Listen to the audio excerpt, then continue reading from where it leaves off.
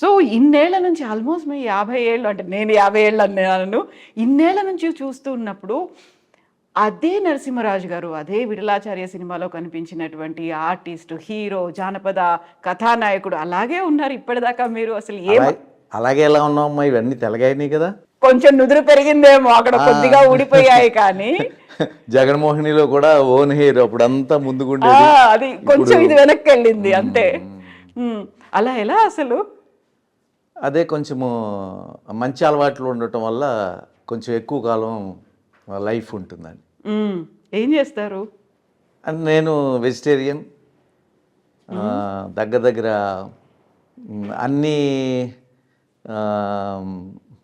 దురలవాట్లు అనేవి ఏమీ లేవు.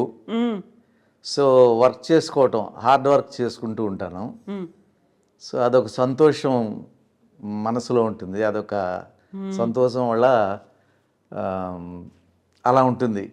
ఫిగర్ కూడా మనం కూడా అలా ఉంటాం. ఎక్సర్సైజులు, వాకింగ్లు వాటికి టైం ఉండదమ్మా. ఇప్పుడు నేను నెలకి దగ్గర దగ్గర 23 రోజులు పనిచేస్తాను. గత 8-9 సంవత్సరాల నుంచి తమిళ్లో Sun TV, Vijay TV and Zee Tamil ఛానల్స్లో నేను సీరియల్స్ చేస్తూ ఉంటాను. ఆల్మోస్ట్ ఆల్ మన తెలుగులో హిట్ అయినటువంటి మంగమ్మ గారు మనవరాలు,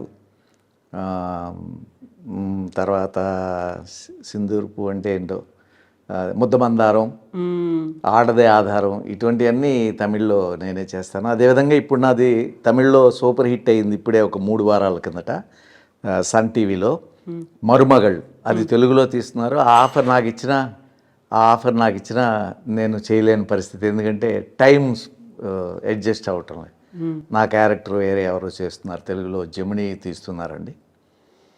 సో వర్క్ ఉండటం వల్ల ఆ హ్యాపీనెస్తో మనలో బ్రైట్నెస్ ఉంటుంది, అలాగే ఉంటుంది. అయితే వ్యూవర్స్కి నేను ఒక మాట చెప్పాలి. మనం నరసింహరాజు గారి ఫుడ్ హ్యాబిట్స్ గురించి మాట్లాడుకుంటున్నప్పుడు కాఫీ తాగుదాం అనుకుంటే కాఫీ కూడా వద్దన్నారు. At the same time water కూడా నేను తాగను అంటున్నారు. ఏంటిది కాఫీ తాగకపోవడం, మంచినీళ్ళు కూడా బయట తాగకపోవడం? ముందు నుంచి బిస్లరీ వాటర్ తాగుతాను. ఇంటి దగ్గర నుంచే షూటింగ్ వెళ్ళేప్పుడు 2 లీటర్స్ పట్టుకెళ్తాను. రోజు 2.5 లీటర్స్ తాగుతాను, అది మినిమం. 2.5, మోర్ దాన్ 2.5 తాగాలి ప్రతి వ్యక్తి కూడా. కాఫీ టీ అంటారా, నాకు మొదటి నుంచి అలవాటు లేదండి. అవునా? ఎప్పుడైనా నిద్ర వస్తుంది అంటే ఆ వేడి నీళ్ళు లేక ఏదో ఇది తీసుకోవటమే కానీ రేర్. అది కూడా షూటింగ్ టైంలో నిద్ర వస్తే తాగుతాను, లేకపోతే అది కూడా తాగను. అసలు మామూలుగా మందు తాగే అలవాటు, సిగరెట్ తాగే అలవాటు అసలు అవన్నీ లేవు, ఎప్పుడు నాకు లేవు. ఫిల్మ్ ఇండస్ట్రీలో బోల్డని పార్టీలు అంటారు, లేకుంటే వర్క్ లోడ్ ఎక్కువైపోయింది, స్ట్రెస్ ఎక్కువైపోయింది అనుకున్నప్పుడు నాకు అంత వర్క్ లోడ్ ఎక్కువైపోలేదు, నాకు అంత ఫ్రెండ్షిప్లు లేవు, పార్టీస్కి వెళ్ళే అంత ఫ్రెండ్షిప్ లేదండి నాకు. నేను ఎవరితోని అక్కడికక్కడ షూటింగ్ జరిగేటప్పుడు అక్కడ కలిసినప్పుడు స్నేహంగా ఉండటమే, తర్వాత వారితో కలవటము అవి ఆ టైము ఉండదు. నేను ఎప్పుడు వెళ్ళలేదు ఎవరి దగ్గరికి, ఏ పార్టీ. అదే నాకు మైనస్ కూడా, నా లైఫ్లో మైనస్. ఎందుకంటే పిఆర్, పబ్లిక్ రిలేషన్ లేకపోవటం అనేది ఒక డిసడ్వాంటేజ్ నాకు. సో మనవాడు అని చెప్పుకోవటానికి నాకు ఎవరు లేరు. గుర్తుకొచ్చి 10 మందితో మనం కలిసిమెలిసి ఉంటే అరే మనవాడు ఉన్నాడు కదా, ఆయనకి వేషం ఇవ్వాలి అని అంటారు. కానీ నేను గుర్తురాను, ఎందుకంటే వారితో ఎప్పుడు నేను కలవటము అటువంటిది ఏమీ. తెలుగు ఇండస్ట్రీలో ఉన్నటువంటి ప్రొడ్యూసర్స్ కానీ, డైరెక్టర్స్ కానీ, టెక్నీషియన్స్ కానీ, ఇటువంటి వారితో నేను ఎప్పుడు కలవటము, ఫోన్లు చేయటం ఇటువంటిది ఏమీ లేదండి. ఎవరైనా ఎప్పుడైనా గుర్తుకొస్తే అనుకోకుండా అలా కొంతమంది ఇచ్చేవారు. ఎలా అయితే అంత పెద్దగా క్లోజ్ ఫ్రెండ్స్ అని లేరో అలాగే శత్రువులు కూడా లేరు కదా? శత్రువులు అసలు లేరు నాకు. ఎందుకంటే నేను ఎవరిని ఏమీ అన్ను. ఎదుటి వారిది తప్పు అయినా నేను తప్పులు చేయటం మానవ సహజం. అది ఏదో తెలియక అన్నారు, లేకపోతే తెలియక జరిగింది ఇది అనుకుంటాం. సో అటువైపు మీరు చెప్పినట్టుగా ఇది ఒక బలహీనత అనుకున్నప్పటికీ కూడా శత్రువులు లేకపోవడం అనేది స్ట్రాంగ్నెస్ కదా అక్కడ.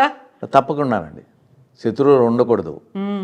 ఎందుకంటే మనం ఈ లోకానికి ఊరికే చూడటానికి వచ్చాం, జర్నీలాగా. 50 ఇయర్స్ నుంచి 80 ఇయర్స్ 90 ఇయర్స్ వరకే లైఫ్. అది ఎంతసేపు అయిపోతూనే ఉంటుంది. బర్త్డే వచ్చిందంటే నాకు బాధగా ఉంటుంది. ఎవరి బర్త్డే అన్నా చెప్పాలి అంటే వాళ్ళకి విషెస్ చెప్పాలి పక్కనే అంటే అందరూ బాధగా ఉంటుంది. ఎందుకంటే 1 ఇయర్ లైఫ్ వాళ్ళు ముందుకు వెళ్ళిపోయారే, జీవితం ఎండ్ అయిపోతుంది కదా. దానికి ఇంత హ్యాపీగా ఉంటున్నారు, 1 ఇయర్ మనం ముందుకు వెళ్ళిపోయాం అనేది నాకు వస్తుంది, ఏదో బాధ కలుగుతుంది. ఇప్పుడు మీరు బర్త్డే సెలబ్రేట్ చేసుకోరు అసలు? బర్త్డే అసలు చేసుకోండి, ఎవరైనా ఫోన్ చెప్పడం కూడా, విష్ చేస్తే ఎవరికి చెప్పడం కూడా, ఎవరికో కానీ తెలీదు, చాలా మందికి తెలీదు. విష్ చేస్తే తప్పకుండా రిసీవ్ చేసుకుంటానండి. నేను ఆశించను కూడా పెద్ద, అదే ఫీలింగ్ చెప్తున్నాను కదా. అయితే ఇప్పుడున్న కాలంలో ఒక పబ్లిక్ రిలేషన్స్ని మెయింటైన్ చేయాలి, ఒక నెట్వర్క్ని మెయింటైన్ చేయాలి, వాళ్ళకి ప్రతిసారి టచ్లో ఉండాలి, పండగ వచ్చినా, బర్త్డే వచ్చినా, మ్యారేజ్ యానివర్సరీ వచ్చినా వాళ్ళకి విష్ చేయాలి, ఇలాంటివన్నీ సోషలైజింగ్ అనేటువంటి కాన్సెప్ట్ అంటున్నారు కదా. ఉండాలండి, తప్పకుండా ఉండాలి, తప్పకుండా ఉండాలి. మా ఇంట్లో నా వైఫ్, నా డాటర్ వీళ్ళందరూ కూడా మా అపార్ట్మెంట్లో ఉన్న 30 ఫ్యామిలీస్తో చాలా క్లోజ్గా ఉంటారు. వాళ్ళందరూ రోజు ఏవేవో పంపిస్తారు. చిన్న కష్టం వచ్చిందంటే అన్నిటికీ వాళ్ళు 2 నిమిషాల్లో వస్తారు, ఉండాలి. కానీ మరి నా అలవాటు ఏంటంటే, ఇప్పుడు నేను వెళుతున్నాను, అది నా అపార్ట్మెంట్ వరకే కేవలం లిమిట్ అయిపోయింది. ఎందుకంటే ఒక 30 ఫ్యామిలీస్ ఉన్నారు, దాంట్లో ఒక 26 ఫ్యామిలీస్ వరకు తప్పకుండా పలకరిస్తారు. ఏ కష్టం వచ్చినా సుఖం వచ్చినా అన్నిటికీ వాళ్ళు ముందు ఉంటారు, మాకంటే ముందు. ప్రతిరోజు మార్నింగ్ లేచిన వెంటనే మా కష్ట సుఖాలన్నీ చూస్తూ ఉంటారు. సో అందుకని వారి మీద, అరే మమ్మల్ని ఇంతలా కాపాడుతున్నారే అని వారితో మాత్రమే నాకు అనుబంధం. సో మిగతా దినచర్య, మనకి షూటింగ్లు ఉన్నప్పుడు వాటర్ ఎలాగో మీరు తీసుకెళ్తుంటారు, దాంతోపాటుగా తీసుకునే దాని మీద కూడా వాట్ యు ఈట్ అనేదే కనిపిస్తూ ఉంది కదా. మీరు ఏం తింటారో మీరు అలాగే ఉంటారు అంటారు. సో సాత్విక ఆహారమే తింటారు, కాకపోతే తీసుకోవాల్సినటువంటి ఫుడ్ కావచ్చు, లిమిట్ అనేది ఉంటుంది, ఏది అవాయిడ్ చేయాలనేది ఉంటుంది. డాక్టర్లు కూడా చెప్తుంటారు, మీరు ఏదైతే అవాయిడ్ చేస్తున్నారో అదే మీ హెల్త్కి మంచిది అనేది చెప్తుంటారు కదా. నేను ఫ్రూట్స్ ఎక్కువ తింటానండి. షూటింగ్లకు వెళ్ళటం వల్ల పెద్దగా ఎక్స్పెక్ట్ చేయను, ఫ్యామిలీ ఉండరు కాబట్టి నేను బయటే తినాలి అవి. సో అందుకని ఎక్కువగా పెరుగన్నం తింటాను, ఏదో సాంబార్ అన్నం తింటాను అంతే. ఈవినింగ్ ఏదో చపాతీ, 1-2 చపాతీ తింటాను. ఫ్రూట్స్ మీద ఎక్కువ ఆధారపడతా, బయట ఉంటాను కాబట్టి. సో నాకు షూటింగ్ లేన నైట్ టైం నాకు నా పక్కనే, నేను ఉన్నటువంటి పక్క స్ట్రీట్లో మాకు బ్రాహ్మిన్స్ మెస్ ఒకటి ఉంది, అక్కడ చాలా హోమ్ ఫుడ్లా ఉంటుంది. సో నాకు టిఫిన్ ప్రాబ్లం లేకుండా ఇంట్లో చేస్తున్న విధంగా అది నాకు ఇస్తూ ఉంటారు వాళ్ళు. నైట్ లేట్ అయినా 10 గంటలకి నాకు ఇస్తూ ఉంటారు. ఎక్కువగా ఫ్రూట్స్ మీద, డ్రై ఫ్రూట్స్ మీద ఆధారపడి ఉంటాను, అందుకని పెద్దగా ఏమీ డిఫరెన్స్ తెలియటం లేదు. 72 ఇయర్స్, అందులో 50 ఇయర్స్ ఫిల్మ్ ఇండస్ట్రీనే, అందులో డిఫరెంట్ షెడ్యూల్స్ అనేవి ఉంటాయి. ఒక్కోసారి టైంకు తినకపోవచ్చు, డే నైట్ షెడ్యూల్స్ ఉంటాయి. అప్పుడు ఏం చేసేవాళ్ళు? నైట్ వర్క్ చేసే అంత బిజీగా ఎప్పుడు లేము. జస్ట్ మార్నింగ్ నుంచి నేను 4 o'clock లేస్తాను. లేచి లైట్గా అన్నీ చేసి 6:30 అట్లా నన్ను తీసుకెళ్ళడానికి బండి పంపిస్తారు, వెళ్తాం. 9 o'clock వదిలేస్తారు. 9 o'clock తర్వాత వచ్చి 10-10:30కి నిద్రపోతాం. కొంచెం ఇప్పుడు వయసు రీత్యా నిద్ర సరిగా పట్టడం లేదు, అందుకే కొంచెము ఇవన్నీ రావటం. కానీ వర్క్ ఉన్నప్పుడు మనం చేసుకోవాలి. అందులో నాకు అప్పట్లో పెద్దగా వర్క్ ఉండేది కాదు. ఇప్పుడు అనుకోకుండా ఈ 7-8 సంవత్సరాల నుంచి నాకు మంచి వర్క్, నేను చేయలేనంత వర్క్ చాలా ఆఫర్స్ నాకు వస్తూ ఉంటాయండి. అయినా అంత అవసరం లేదని దాంట్లో సెలెక్ట్ చేసుకుని నేను చేసుకుంటూ with my family very happy అని. దేవుని నమ్ముతారా? తప్పకుండా నమ్ముతాను. పూజలు అంటే ఎప్పుడూ నేను దేవుడి దృష్టిలోనే ఉంటాను, అందుకని స్పెషల్గా పూజ నేను చేస్తాను. ఎవ్రీడే నేను గులాబీ పూలు అవి నా పక్కనే అన్నీ, అది నేనున్న మెయిన్ రోడ్లో అన్నీ ఉంటాయి. నేను ఖాళీగా ఉంటే డెఫినెట్గా పువ్వులు తెచ్చి ప్రతిరోజు పెడతాను. 2-3 రోజులు షూటింగ్ లేకపోతే దేవుడికి పెడతాను. అంటే అలంకరణ నాకు ఇష్టం, దేవుడు తీసేసుకుంటాడని మనం పెట్టామని కాదు, అలంకరణ ఇష్టం. దేవుడు అంటే ఎవరో అని చెప్పలేం, ఎందుకంటే రాముడు, కృష్ణుడు, జీసస్, బుద్ధుడు అందరూ కూడా దేవుళ్ళు అని ఒక్కొక్క మతం వాళ్ళు అలా అంటారు. వారందరూ కూడా మనుషుల కింద పుట్టి అనేక అవస్థలు పడి, రాముడు ఎన్ని కష్టాలు పడ్డాడు, కృష్ణుడు ఎన్ని కష్టాలు పడ్డాడు, అదేవిధంగా జీసస్ ఎన్ని కష్టాలు పడ్డారు చివరిని కూడా. సో వీరందరినీ దేవుడని అందరూ పూజిస్తూ ఉంటారు. నాకేంటంటే వీరందరూ వచ్చారు దేవుని రూపంలో, కానీ దేవుడు అనేవాడు ఎవరో ఉన్నారు, ఏదో శక్తి ఉంది, అది మనం ఎవరో చూడలేదు, ఎవరన్నా చూసారేమో కూడా తెలియదు, చూడలేదు. కాబట్టి ఆ కనిపించని అదృశ్య శక్తికి తప్పకుండా మనము ప్రతిరోజు నమస్కరించాలి. అదేవిధంగా మనము మన యొక్క విధి అంటే మనం చేసే పనులు న్యాయం, వృత్తి ధర్మం, ఆ వృత్తి ధర్మం పాటించి ఆ టైం మెయింటైన్ చేసి ఎదటి వాళ్ళకి కష్టం కలగకుండా నష్టం కలగకుండా మనం పనిచేస్తే మనుషుల రూపంలో దేవుడు తప్పకుండా సహాయం చేస్తాడు. మనకు ఫుల్గా వర్క్ ఉంటుంది. మనకు ఫుల్గా వర్క్ ఉంటే మన వెనకాల కుటుంబం హ్యాపీగా ఉంటారు.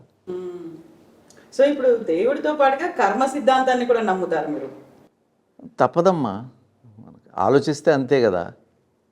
అందరూ వస్తున్నారు, అందరూ వెళ్ళిపోతున్నారు, మరి ఏమీ పట్టుకెళ్ళటం లేదు ఎవరు. మరి ఎందుకు ఈ కక్షలు అవి ఎందుకో అర్థం కాదు, ఎందుకు ఈ ఆస్తులు అవి ఎందుకో అర్థం కాదు. అందుకని తప్పకుండా మనం నమ్మాలి. ఏదో అదృశ్య శక్తి ఉంది, అది దేవుడు అవనివ్వండి ఏమవనివ్వండి తెలియదు.